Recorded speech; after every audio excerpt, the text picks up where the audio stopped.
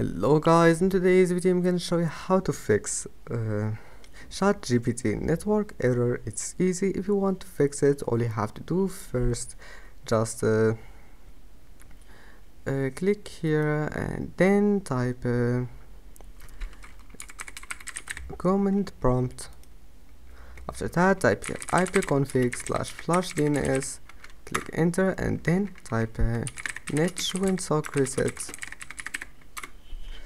And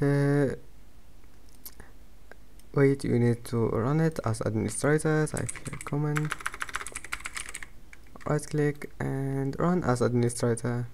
Now just retype the last command, net winsock reset, and now just restart your PC, and after restarting your PC just try again. And if that doesn't fix your problem, all you have to do just go to this 3 points here, history. Now all you have to do, just you need to clear your history.